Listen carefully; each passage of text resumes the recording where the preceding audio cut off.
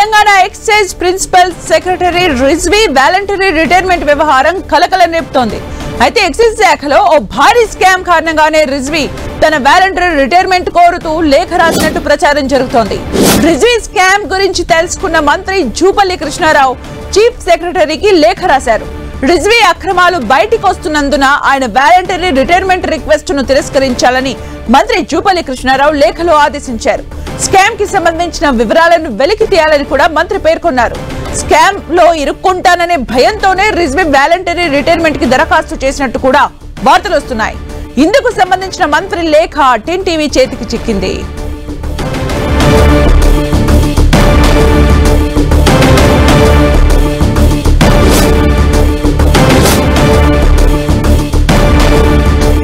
ఇక ఈ లేఖకు సంబంధించి పూర్తి అప్డేట్స్ మా ప్రతినిధి తిరుపతి చారి అందిస్తారు. తిరుపతి చారి,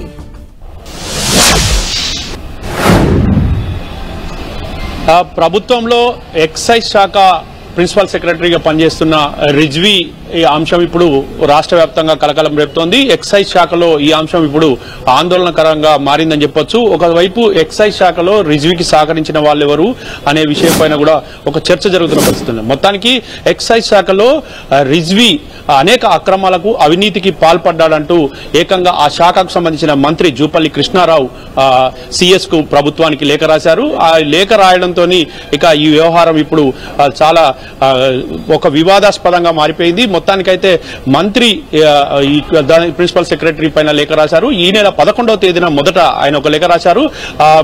ఎవరైతే ఎక్సైజ్ శాఖ ప్రిన్సిపల్ సెక్రటరీగా ఉన్న రిజ్వీ అనేక అవినీతి అక్రమాలకు పాల్పడ్డాడంటూ కూడా ఆ లేఖలో మంత్రి పేర్కొన్నాడు. చాలా అంశాలను ప్రస్తావించారు. ఇందులో అనేక అంశాలపైన లేఖలో కూడా పలు విషయాలను కూడా ప్రస్తావించారు మంత్రి జూపల్లి కృష్ణారావు. అయితే ఇప్పటి వరకు ఈ విషయం పైన ఒకవైపు ప్రభుత్వం దర్యాప్తు చేస్తోంది. అయినప్పటికీ రిజ్వీ ఏకంగా ఆయన తన రాజీనామాను వాలంటరీ రిటైర్మెంట్ కోరుతూ సిఎస్ కు లేఖ రాశారు. ప్రభుత్వానికి విజ్ఞప్తి పెట్టుకున్నారు. ఈ క్రమంలో ఈ విషయాన్ని తెలుసుకున్న మంత్రి జూపల్లి కృష్ణారావు మరొకసారి ఈ విషయం పైన మరొకసారి లేఖ రాశారు.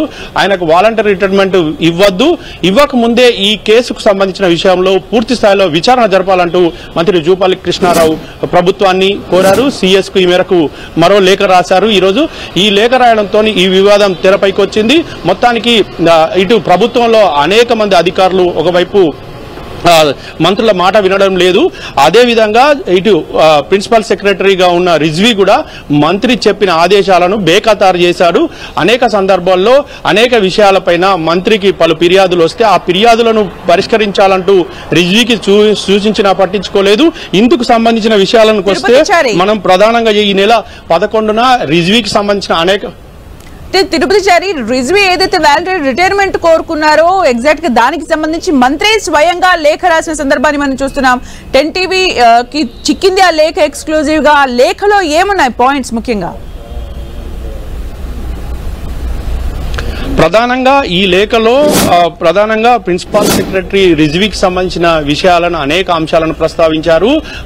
అందులో ఏదైతే కమిటీ అప్రూవల్ తీసుకోవాల్సిన పలు నిర్ణయాలను రిజ్వీ బేఖాతారు చేశారని చెప్పి మంత్రి పేర్కొన్నారు. ఒక ప్రధానంగా చేసేది ఆదేశీవ్ లేబుల్స్, హోలోగ్రాఫిక్ లేబుల్స్ కు సంబంధించిన ఒక కంపెనీకి గత 11 ఏళ్లుగా రిజ్వీ 11 ఏళ్లుగా కొనసాగుతున్నప్పటికీ ఈ కంపెనీకి ఎందుకు పదే పదే అనుమతులు ఇస్తున్నారంటూ మంత్రి ప్రశ్నించినప్పటికీ దాని విషయంలో రిజ్వీ నిర్లక్ష్యం చేశారు. గత 11 ఏళ్లుగా అదే సంస్థ ఈ లేబుల్స్ ను తయారు చేస్తోంది. ఆ లేబుల్స్ తయారు చేయడం ఎందుకు చేస్తున్నారని ఆయన ప్రశ్నించినప్పటికీ దానికి సమాధానం చెప్పలేదు. ఆ సమాధానాన్ని దాటవేసే ప్రయత్నం చేశారు.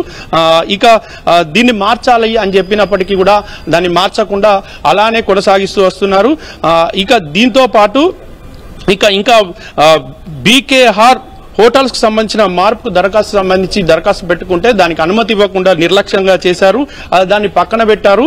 ఇలా ఒక్కొక్క విషయాన్ని చూస్తే ఇక కాఫీ కార్న్ బ్లెండర్స్ అనే సంస్థ ప్రైవేట్ లిమిటెడ్ కు ఏదైతే కట్టాల్సిన ఫీజులు ఉంటాయో ఆ ఫీజులకు సంబంధించిన విషయంలో 1,44,00,00,000 రూపాయల ఫీజుకు మాఫీ చేస్తూ నిర్ణయం తీసుకున్నారు. ఈ నిర్ణయాన్ని ఎందుకు తీసుకున్నారంటూ కూడా మంత్రి ప్రశ్నించినప్పటికీ రిజ్వీ దానికి స్పష్టమైన సమాధానం చెప్పట్లేదు. ఒకవైపు కమిటీ ఏదైతే ఈ అనుమతులు ఇవ్వాల్సి ఉన్నాయో ఇటు సంబంధించిన ఏదైతే బార్లకు కానీ ఇతర సంస్థలకు కానీ అనుమతుల సందర్భంగా బెవరేజెస్ కానీ అనుమతుల సందర్భంగా కానీ లిక్కర్ తయారీ కంపెనీలకు అనుమతుల సందర్భంగా కానీ ఆయన ఎక్కడ కూడా క్లారిటీ ఇవ్వకుండా విషయాలను పక్కదోవన పట్టిస్తూ అక్రమాలకు అవినీతికి పాల్పడుతూ మంత్రి అడిగినప్పటికీ ప్రశ్నించినప్పటికీ అధికారికంగా ఉత్తర్వులు జారీ చేసినప్పటికీ పట్టించుకోకుండా తనదైన శైలిలో అవినీతికి పాల్పడుతూ ముందుకు సాగుతున్నాడు. ఈ క్రమంలోనే తన రాజీనామాను చేయాల్సి వచ్చింది. అందుకే ఆయన వాలంటీర్ రిటైర్మెంట్ పెట్టుకున్నాడనే ఆరోపణలు ఇప్పుడు చర్చనీయాంశంగా మారాయి.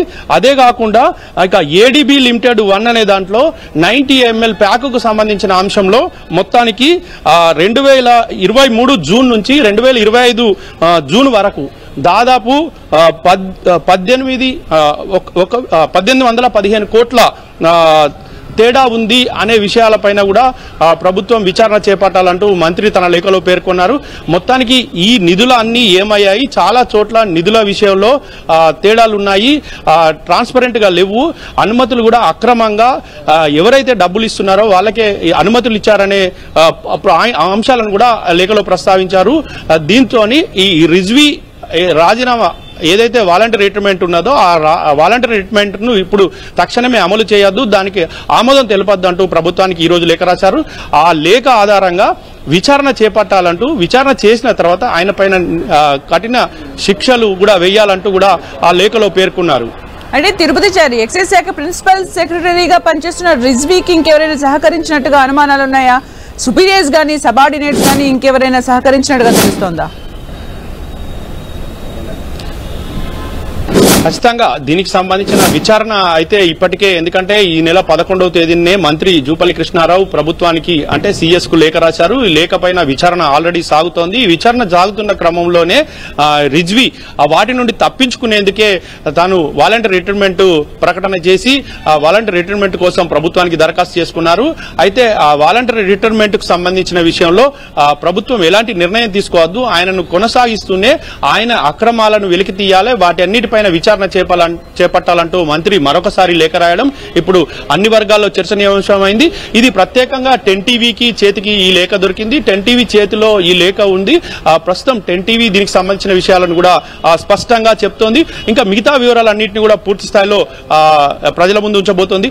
మొత్తానికి ఈ లేఖ వల్ల అవినీతి ఏ స్థాయిలో అధికారులు చేస్తున్నారు, ఉన్నతాధికారులు చేస్తున్నారు అనేది బయటపడుతుంది. అంటే గత ప్రభుత్వ హయాంలో కూడా అధికారులు ఇష్టారాజ్యంగా వ్యవహరించిన దాఖలాలు కనిపించాయి. అయితే వాళ్ళు కొంత కంట్రోల్ చేయడంతో ఇప్పుడు మళ్ళీ కొంతమంది అధికారులు అవినీతికి పాల్పడుతూ విచ్చలవిడిగా దొరికిపోతున్నారు. ఇప్పుడు అదేవిధంగా ఐఏఎస్ అధికారి స్థాయిలో, ఒక సీనియర్ ఐఏఎస్ అధికారి స్థాయిలో ఇలాంటి అవినీతికి పాల్పడడం, మంత్రి ఆదేశాలను బేఖతారం చేయడం లాంటి అంశాలు మాత్రం ఇప్పుడు రాజకీయ వర్గాల్లో ఇటు బ్యూరోక్రాట్స్ లో హాట్ టాపిక్ గా మారాయని చెప్పొచ్చు. అంటే తిరుపతి చారి ఏదైతే వాలంటరీ రిటైర్మెంట్ కోరారో ఆ తర్వాత మంత్రి సిఎస్ కి లేఖ ఏదైతే రాశారో, అంటే ఇప్పుడు నెక్స్ట్ ఏం జరగబోతుందని అనుకోవచ్చు? ఖచ్చితంగా దీనిపైన పూర్తి స్థాయిలో ప్రభుత్వం విచారించబోతోంది. ఇప్పటికే విచారణ ప్రారంభమైంది. ఇక మంత్రి లేఖ రాసినతో దీని మీద ముఖ్యమంత్రి రేవంత్ రెడ్డి కూడా దృష్టి సారిస్తారు. ఈ విచారణ జరిపించిన తర్వాత విచారణలోని నిజాల ఇంటి అనే బయటకు వచ్చిన తర్వాత తదుపరి చర్యలు ఉండే అవకాశం ఉంది. అయితే ప్రస్తుతానికైతే ఆయన వాలంటీర్ రిటైర్మెంట్ మాత్రం ఇప్పట్లో దానికి ఆమోదం తెలిపే అవకాశం లేదు ప్రభుత్వం. దీంతో ఆయన పైన విచారణ కొనసాగుతుంది. ఆ విచారణ సమయంలో ఆధారాలను బట్టి ఆయనను ఏం చేయాలి, ప్రభుత్వపరమైన చర్యలు ఉంటాయి. అలాగే తిరుపతి చారి రిజ్వీ ఏదైతే వాలంటరీ రిటైర్మెంట్ కోరుకున్నారో దానికి సంబంధించి ఎలాంటి రీజన్స్ ఇచ్చినట్టుగా తెలుస్తోంది? ఆ వాలంటీర్ రిటైర్మెంట్ కు సంబంధించి తాను అనారోగ్యంగా ఉన్నాను, తనను ఇప్పుడు ప్రస్తుతం తనకు విధులు నిర్వర్తించే పరిస్థితి లేదు, తనకు కొన్ని సొంత పనులు ఉన్నాయి అంటూ కూడా ఆయన లేఖలో పేర్కొన్నట్లుగా ప్రాథమికంగా సమాచారం అందుతుంది. పూర్తి స్థాయిలో సమాచారం ఏంటి అనే విషయాలు తెలియరావాల్సి ఉంది. అంటే తిరుపతి చారి ఇది కేవలం ఎక్సైజ్ శాఖకు మాత్రమే పరిమితమైందని అనుకోవచ్చా, లేక ఇంకా ఎవరైనా అధికారులు వాలంటరీ రిటైర్మెంట్ కోరుకున్న దాఖలాలు కనిపిస్తున్నాయా? అయితే ఇప్పుడు మాత్రం ఈ ఎపిసోడ్ లో మాత్రం ఎక్సైజ్ శాఖకు సంబంధించిన అంశంగా మనం చెప్పుకోవచ్చు. ఎందుకంటే ఈ గతంలో కూడా మంత్రుల మాటలను బేఖతారు చేసిన దాఖలాలు ఉన్నాయి. కానీ ఎక్సైజ్ సంబంధించిన విషయంలో అనుమతులు గాని, తర్వాత వాటికి సంబంధించిన బెవరేజెస్ కి పర్మిషన్ గాని, లిక్కర్ కు సంబంధించిన పర్మిషన్లు గాని ఇష్టారాజ్యంగా కింది స్థాయి అధికారుల ఇందులో చేతివాటం ప్రాబల్యం కూడా ఉంది అనేది మాత్రం అర్థమవుతుంది. అయితే ఒక ఉన్నతాధికారి ఆదేశిస్తే తప్పనిసరి పరిస్థితుల్లో కింది స్థాయి అధికారులు కూడా మామ అనక తప్పని పరిస్థితి ఉంటుంది. అలాంటిదే రిజ్వీపై గతంలో కూడా ఆరోపణలు ఉన్నాయి. ఆయన వివిధ శాఖల్లో ప్రిన్సిపల్ సెక్రటరీగా పనిచేసిన సమయంలో కూడా సిబ్బంది కూడా ఆయన తీరును నచ్చలేదు. సిబ్బంది కూడా కొంత ఇబ్బంది పడ్డట్టుగా ఇక్కడ సచివాలయానికి సంబంధించిన సంఘం నాయకులు కూడా చర్చించుకుంటున్న దాఖలాలు ఉన్నాయి. ఇదే క్రమంలో ఇప్పుడు ఆయన వ్యవహారం బయటపడడం, ఆయన ఏకంగా వాలంటరీ రిటైర్మెంట్ కు లేక పెట్టుకోవడం, ప్రభుత్వానికి అర్జీ పెట్టుకోవడం లాంటి అంశాలను పరిశీలిస్తే నిజంగా ఇందులో అవినీతి స్కామ్ జరిగింది అనేది స్పష్టంగా అర్థమవుతోంది.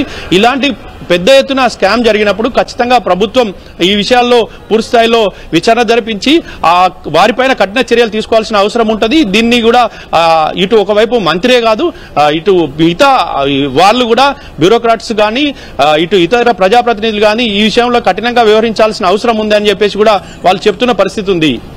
అంటే తిరుపతి చారి ఇప్పుడు మీరంటున్నట్టుగా 11 years నుంచి కూడా ఒకే కంపెనీకి సంబంధించి అతను అన్ని గ్రాంట్స్ ఇవ్వడం, శాంక్షన్ చేస్తున్నట్టుగా చెప్తున్నారు. అసలు రిజ్వీ ఈ పదవిలో ఎన్ని ఇయర్స్ నుంచి కొనసాగుతున్నారు? ఈ పదవి చేపట్టిన కాలంలో ఏవైనా కంప్లైంట్స్ ఉన్నాయా? ఖచ్చితంగా ఇప్పుడు ఈ ప్రభుత్వం వచ్చాక రిజ్వీ ఈ బాధ్యతలు చేపట్టిన నాటి నుండి నేటి వరకు అనేక అంశాల్లో రిజ్వీ తనదైన ముద్ర వేస్తున్నాడు. మంత్రి ఆదేశాలను కూడా బేఖతారు చేస్తున్నాడు. ఆ అంశాలను కూడా ఇటు మంత్రి జూపల్లి కృష్ణారావు తన లేఖలో సిఎస్ కి అందించిన లేఖలో పేర్కొన్నారు. ప్రధానంగా పలు అంశాలను ప్రస్తావించారు.